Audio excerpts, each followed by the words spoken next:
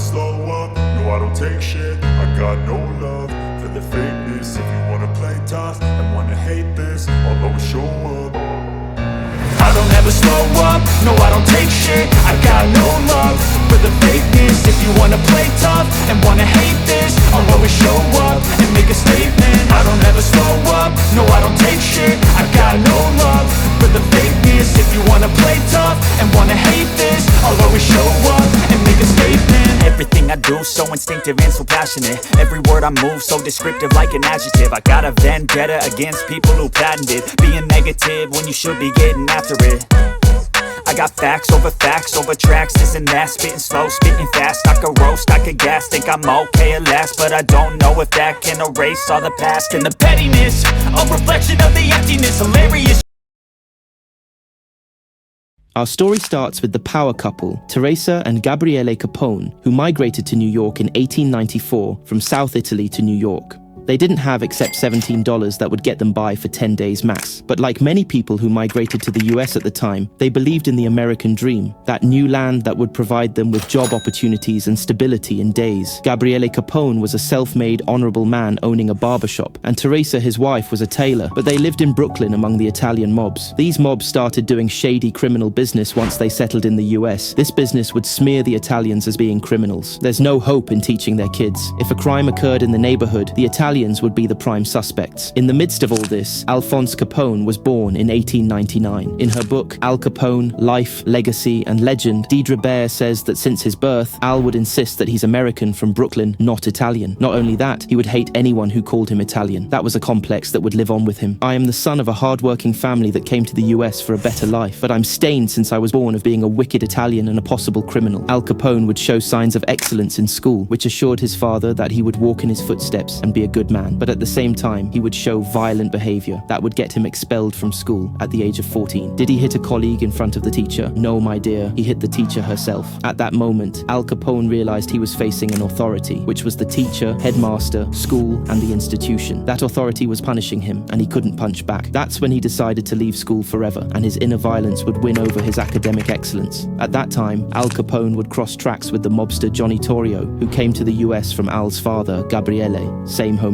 But as opposed to the respectable, hard-working barber Gabriele, who spent his day peacefully trimming beards, Torrio was a criminal from the underworld, the one breaking the law. Torrio would see Al as his son, but a son that belongs to the wrong side. And while the father was trying to keep his son educated and honest, Torrio was trying to convince Al to join the criminal world. I don't see a gun or a cigar in your hands. You came from Italy to shame us, or what? Come on, get on with it, boy. Torrio convinced Al Capone that his violent behavior did indeed get him expelled, but it could make him a headmaster in another school.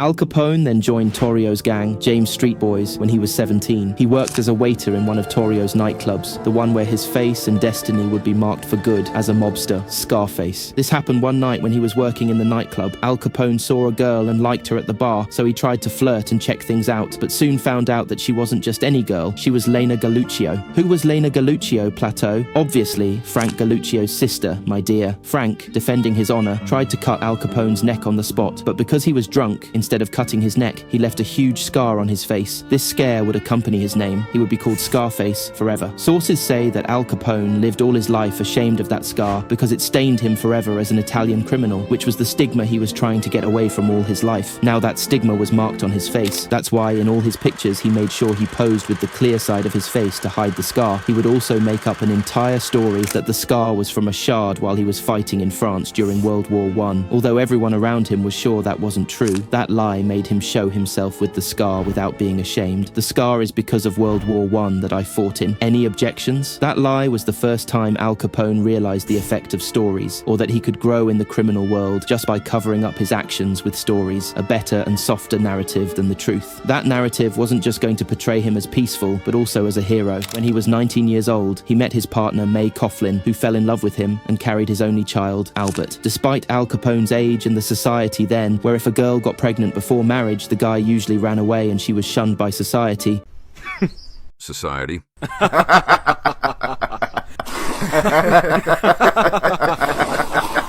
Al Al was a good man in that context and insisted on marrying May, but there was a small problem. I know Plateau, May was a minor. My dear, congratulations. But actually Al himself was also a minor. That's why he needed written consent from his parents to get married. Imagine being an American gangster with a scar on your face and claiming to have fought in World War I, but you go to your dad and say, "Daddy, can you sign here so I can get married?" But he managed to get married and tried for the last time to live with honesty, to guarantee his wife and son a better future untainted with crime, same as his father when he migrated to New York. That's when Al Capone decided to travel and go to Baltimore to work as an accountant. But his other father, Torrio, remained close by to the point that Al made him Albert's godfather. At 21 years old, Al's father, Gabriele, died, the final and important voice that pulled Al to the honest life. Al Capone then found himself responsible for his wife, son, mother, and siblings, and he would never be able to take care of all of them from his accountant's salary. They need to go back. The writer Deirdre Bair says that it was that moment that made Al Capone go bad forever. After the death of Al Capone's biological father, the godfather appeared, Mr. Torrio, who sent an invitation to Al to join him in Chicago. "Come, dear, join me." In just 2 years, Al Capone changed from being a mere member of Torrio's gang to the vice of the boss. The fast progression was because Al was a criminal and a gentleman. Al Capone's torn, snaky nature between crime and honesty gained him limitless skills and made him a mix of both worlds. A smart accountant as an interface for the business, and a violent mobster with a scar on his face that scared anyone. Among civilians, he was a gentleman, while among criminals, he was scary Scarface. Al Capone made good use of his half-and-half personality, but was missing the narrative that he could hide in and switch from Scarface to a businessman, just like he switched the story of his scar to a story of a World War I fighter. This story would be presented to him when the Prohibition Amendment is issued.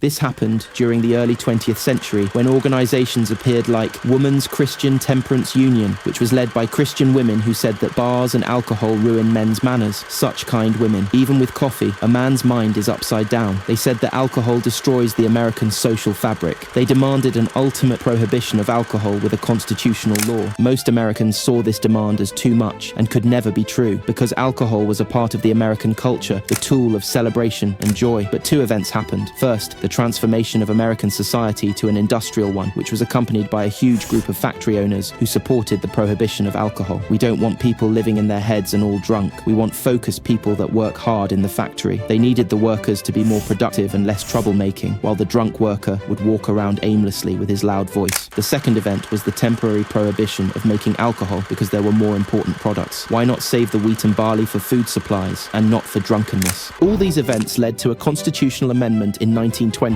that prohibited making, selling, and shipping alcohol. One might ask me, what does this have to do with Al Capone? Don't be hasty, and I will tell you. In his book, Get Capone, Jonathan Aig says that without the alcohol prohibition, Al Capone would have remained an unknown mobster in Chicago. Al Capone saw that law as an opportunity to build a huge black market and sell alcohol. It was a business with fewer risks than poker and drugs, with customers who were neither in debt nor addicts, but just millions of Americans who all loved to drink. The important thing that Capone saw in himself was the narrative he was looking for, the rebranding. He was then able to reintroduce himself in a narrative where he was neither a blackmailer nor a mobster, but just a businessman, a trader of happiness that would retrieve the Americans their favorite product, especially after hard times like the World War. Al Capone went to his godfather and told him that they were going to smuggle alcohol and that it was a growth industry. The writer Luciano Iurizzo says that while the smuggling gangs gave alcohol to dealers, drop off secretly and stuff, Al Capone would try to smuggle it to entertainment businesses that aimed to serve the consumer and would build what's called speakeasies, which are derived from speak softly shops, bars that look like a cafe, but then the customer whispers a password at the door, and then the worker would take him to a hidden room to serve him alcohol. Al Capone built over 10,000 speakeasies in Chicago. He entertained all of Chicago. Instead of having the bars as secret and scary places, Al Capone made use that jazz was popular in the 20s and brought jazz bands to his speakeasies to make people like the place. Sources say that huge jazz music stars weren't going to be famous if not for Al Capone's unlicensed speakeasies. Among them was the legend Louis Armstrong. When Louis Armstrong's trumpet was stolen from him, Al Capone found out and got it back for him in the same night. That didn't just make Al Capone a trader of happiness, they also called him patron of jazz. One would ask me an important question, hopefully not hasty. Let me ask you, my dear, didn't you notice we're missing something called the US police? Let me tell you that Al Capone knew how to handle his ways and paid his payroll to Chicago's officers. He bribed Plateau? No, it was a gift. I know they are the same, but they are policemen. We need to be careful and polite. The biggest ally to his business was neither an officer nor a sheriff. It was Chicago's mayor himself, Bill Thompson. Some historians consider his financial corruption as the main reason for Chicago's gangs turning into a huge mafia. Bill Bolton says that Al Capone didn't just turn a forbidden trade into a huge business, but in business terms, he was an entrepreneur. What? Entrepreneur? Not mafia, gangs, danger and stuff? Nope, it is capitalism, an entrepreneur. His methods were taught in business schools rather than criminology. A study for Harvard Business Review in 2009 considered Al Capone's methods a case study of how to turn one of Chicago's most violent gangs into a business organization that makes $60 million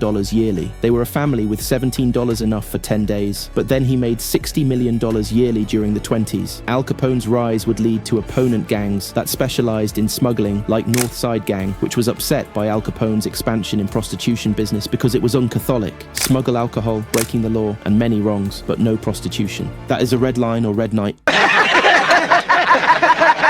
thought he was gonna shit.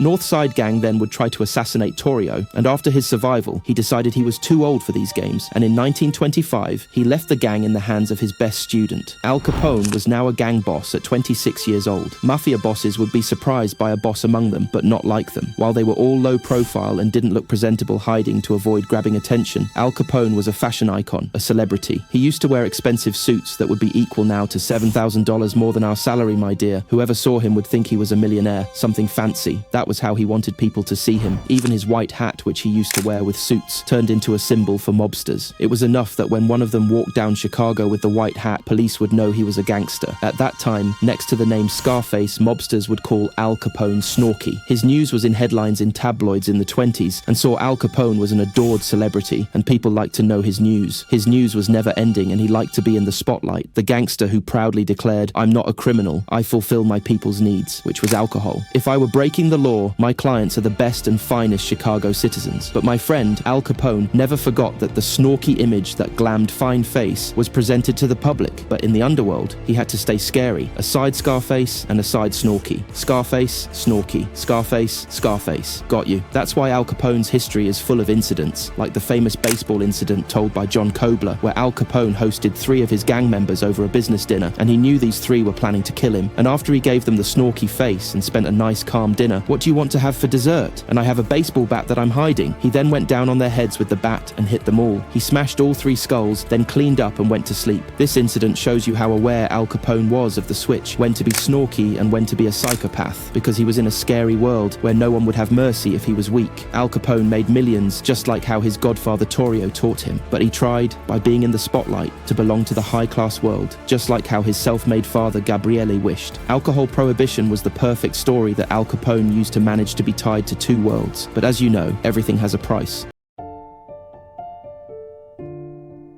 On the 14th of February 1929. What does it remind you of, my friend? Isn't the 14th of February half of the month or the 3rd? Looks like it's been a long time. Since you, don't worry, you'll find her. It is Valentine's Day. While Al Capone was on a trip to Miami, men dressed up as police made a mass execution with machine guns for 7 members of North Side Gang, Al Capone's opponents. It was known as the St. Valentine's Day Massacre. When people saw the pictures of the Valentine Massacre, they were in shock, especially since the ones who executed the incident were dressed like the police. The fingers were pointed to one person, but he said he was in Miami and had nothing to do with it. But his intense presence in the media as a symbol of the gang world made people see him as the sole responsible for the Valentine Massacre. The pictures of the massacre surprised all of the US and made people know that Al Capone wasn't Snorky, but someone who belongs to the criminal underworld, a killer and criminal. Suddenly he turned from a trader of happiness to a trader of death, and the press that loved him called him public enemy, while businessmen in Chicago supported the campaign against him because these gang wars stood in the way of investments and affected tourism in Chicago, a city whose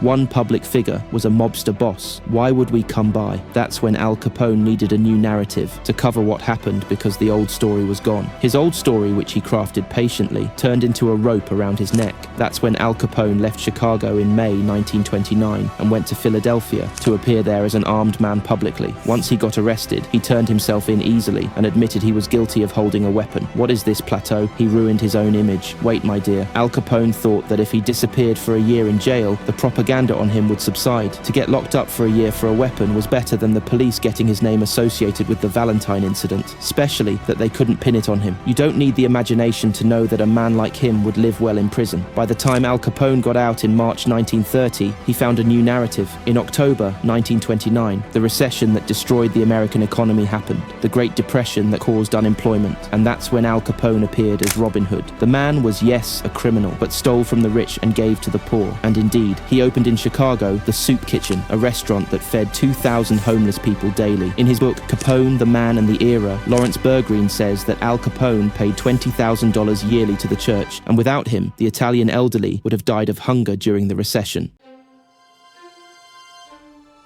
After Al Capone's survival of the Valentine incident and drawing his new image for the public, the businessmen in Chicago affected by Al Capone resorted and went to President Herbert Hoover. That's when the American government realized that the only way to take Al down was to play his game. This happened by presenting a different hero to the public that fit their American dream, a story that they liked and sympathized with, without having Al Capone as a trade of happiness or Robin Hood, but as pure evil, just Scarface. That moment was the birth of the Untouchables, a team of governmental agents under the leader of the officer Elliot Ness, the handsome Chicago University graduate, and they were called this name because they couldn't be bribed, unlike most of Chicago's officers. Their role was declared hindering Al Capone's gang activities. Although they performed their role well enough and gathered over 5,000 tickets for alcohol smuggling, that wasn't the real reason why they were there. It wasn't for security, but for the media. The government realized that Al Capone manipulated the story, manipulated the narrative, the symbol, or the character that everyone loved. Us too need symbols and characters for everyone to love. A new hero is to be presented to the Americans to cling to him instead of Al Capone. That's why comics praising them started to appear, like Dick Tracy. Meanwhile, some sources describe them as a PR invention, a counter-propaganda. It was all successful to the public opinion, but there was a problem. The US Attorney George Johnson found that prosecuting Al Capone with the alcohol charges is impossible. No jury will condemn him. Indeed, the people might hate him, but they were still mad over the Prohibition Act more than they were mad over Al Capone. That's why, while the Untouchables were gaining popularity from the media, a new solution had to be found to destroy Al Capone. While the government was in despair and radical opinions of bringing the Marines to cleanse Chicago started to rise, the solution emerged in the hands of the Assistant Attorney General. Mabel was a public figure recognized by Americans as one of the important advocates for alcohol prohibition. No drinking, please. One of the extremists for supporting this law, to the point that magazines wrote, if you want a dealer to fear you, just say, Mrs. Willebrandt is after you. He'll backpedal. This Mabel suggested for the Supreme Court to tax all criminal and smuggling profits. It's dirty money, but will still be taxed. If the police can't catch the mafia red-handed and there's bribery and corruption, then it's easier to investigate the money and impose taxes, even if it's illegal. And indeed, my dear, hear this one out, the Supreme Court decision will finally allow the prosecution of Al Capone, not with murder or bootlegging or the St. Valentine's Day massacre or lying about being in World War I, but with income tax evasion. What, Plateau? With tax evasion. Imagine being an accountant and having this huge gang and going to jail for taxes. Al Capone will be prosecuted, even though he owns the entirety of New York police. While the great group of Untouchables are taking over newspapers with their charm, there is a boring team of Davids and Karens, a group of employees and auditors, working and reviewing Al Capone's finances to catch him. The accountant Frank Wilson succeeded in finding evidence indicating that Al Capone, who had no assets or bank accounts with his name, had a financial income that they could use for prosecution. Where did you get all this from, Al Capone? However, how long will Capone's sentence be anyway, my friend? A year or two. He already did it once on purpose and everything was fine. That's why he was like, I plead guilty and I'll pay my taxes. What's the problem now? The problem is that the judge refused his plea and insisted on trial. That's when authorities started to tear down the Robin Hood narrative that protected Capone during the Great Depression. Media took pictures of Al Capone, who showed up with his usual elegance at court, and decided to use his elegance against him when they shed light on the silk socks he wore, which on its own could fund a family during the Depression for a month. He's also being prosecuted for thousands of dollars that he refused to pay to the government or society. Meanwhile, millions of Americans are suffering from unemployment. We're living in unemployment while you wear silk socks, and while all the narratives and masks made by Al Capone fall and the legend dies, he tried, of course, to bribe the jury. However, the judge decides to change the jury at the last minute to prevent that. In November 1932, Al Capone was sentenced to 11 years in jail, the longest sentence anyone could get in a tax case. The wild thing is that President Roosevelt ended the prohibition in 1933 in order for the business and bar taxes to provide money and jobs for the government, something to help during the Depression instead of giving this money to criminals. Now, let me tell you that Al Capone didn't cool off and learn his lesson. He tried to run his criminal empire from his prison cell in Pennsylvania that he turned into a resort through bribes. Then, authorities had to move him to the infamous Alcatraz prison. A new federal penitentiary was built for the most notorious criminal on an island in San Francisco, something far away from Al Capone's power, who was only 35 years old at the time, meaning that after spending his time in prison, my dear, he could have easily gone back to building his empire. However, we have reached the final stage, the final narrative that Al Capone couldn't write because it ended him. The writer Deidre Baer says that Al Capone got syphilis in his early 20s due to sexual intercourse with prostitutes, even though there was an available cure at the time to treat it. However, Al Capone refused to be treated because simply his wife May will know he cheated. I mean, how will he get syphilis? From his phone. I'd rather die than her knowing. The truth is, Al Capone feared his wife would hate him, so it made him avoid treatment. And years later, the syphilis bacteria reached his brain, and symptoms of dementia and paranoia will start to show on Scarface in his 30s. According to his brother Ralph Capone, Al indeed had accounts with millions of dollars. He had secret accounts other than the money he kept in diamonds. All that was gone because the illness made him forget where he put them. He was released in 1939 for medical reasons. That's when his wife and siblings decide to assign a nurse for him, but they tricked him to believe that this nurse is his personal driver and that his glorious empire is still as it is. You're the same Scarface. The final narrative Al Capone will live is an imaginary one that they use to relieve his illness. In it, he's still a mafia boss to him, but in reality, the last medical report he had confirmed that before his death, his brain didn't exceed a 7-year-old child's brain. In the end, Al Capone dies among his family in 1947. To describe his death, the New York Times called it the end of an evil dream.